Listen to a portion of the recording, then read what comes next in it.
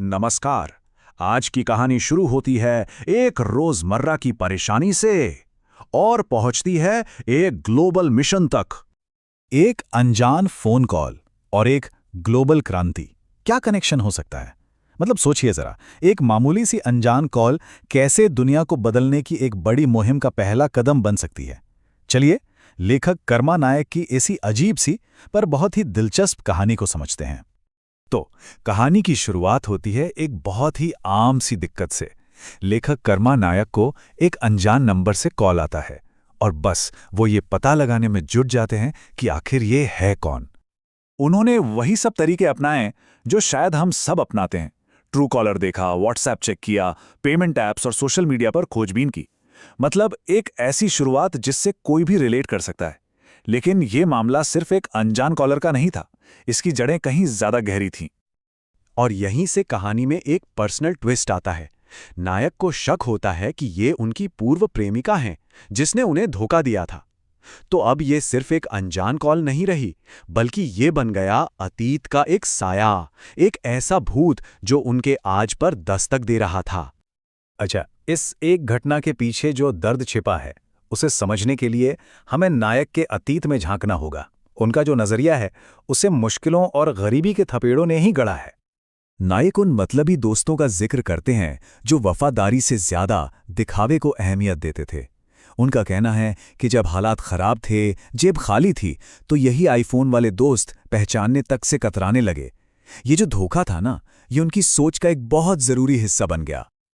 और इसी दर्द और अकेलेपन से लड़ते हुए उन्होंने कुछ ऐसा कर दिखाया जो सच में असाधारण था। उन्होंने लिख डाली 15 किताबें। जी हां, और ये कोई सालों का काम नहीं था। ये 15 किताबें सिर्फ एक महीने के अंदर लिखी गईं। ये उनकी जबरदस्त इच्छा शक्ति और जुनून को दिखाता है। तो सवाल उठता है, इस पूरी क्रांति का हथियार क्या था? कोई महंगी टेक्नोलॉजी? जी नहीं, बल्कि एक टूटा हुआ, वो भी कर्ज पर लिया गया 4G फोन। और वो इसकी तुलना किससे करते हैं? उन महंगे आईफोन से, जो उनके हिसाब से सिर्फ दिखावे और रील्स बनाने के काम आते हैं। इससे उनके संघर्ष की गहराई और भी साफ हो जाती है। सोचिए, जिस फोन ने 15 किताबें रच डाली, उसकी किस्तें भी अभी चुकाई जा रही थीं। यह दिखाता है कि उनकी ये जो उपलब्धि थी, वो कितनी बड़ी और मुश्किलों से भरी थी। लेकिन इस पूरी लड़ाई में नायक अकेले नहीं थे। उनके साथ एक ऐसी ताकत थी जो हर तूफान में एक चट्टान की तरह खड़ी रही। यहां उनके मतलबी दोस्तों और उनके छोटे भाई विजय के बीच का फर्क एकदम साफ दिखता है। एक तरफ आईफोन वाले दोस्त थे जो मुश्किल वक्त में गायब हो गए, और दूसरी तरफ थे विजय, जो ढाल बनकर खड़े रहे। विजय, जो 80% शारीरिक अक्षमता के बावजूद अपने भाई के लिए हिम्मत का पहाड़ बने रहे। असल में देखा जाए तो वही नायक के रक्षक दर्शन यानी गार्डियन फिलॉसफी के पीछे की असली प्रेरणा है। और यहीं से बनता है उनके मिशन का मूल मंत्र, कर्मा यानी एक्शन या कर्म, और विजय यानी जीत। तो जब कर्मा और विजय एक साथ मिल जाते हैं तो क्या होता है? तब होता है उलगुलान, मतलब एक महान क्रांति, एक रेवोल्यूशन। तो सवाल यह है कि नायक ने अपने इन दर्दनाक तजुर्बों का किया क्या? उन्होंने अपने घावों को ही अपना सबसे बड़ा हथियार बना लिया और उसे एक शक्तिशाली सोच, एक फिलॉसफी में बदल दिया। उन्होंने उन मतलबी लोगों और सिस्टम को एक नाम दिया, शिकारी सिंडिकेट।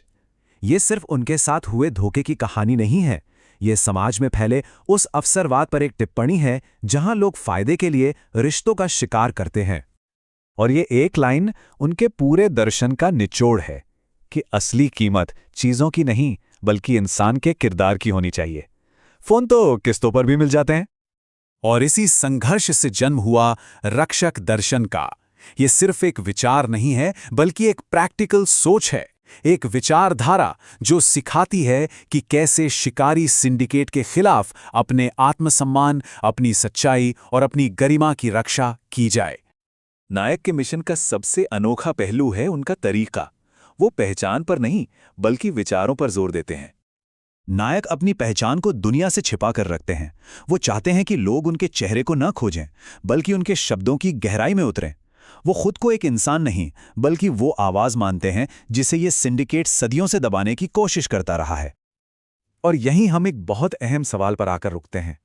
चेहरों की इस दुनिया में, जहां हर कोई दिखने की होड़ में लगा है, वहां एक गुमनाम आवाज की क्या ताकत हो सकती है? ये वो सवाल है जो कर्मा नायक की कहानी हमारे लिए छोड़ जाती है।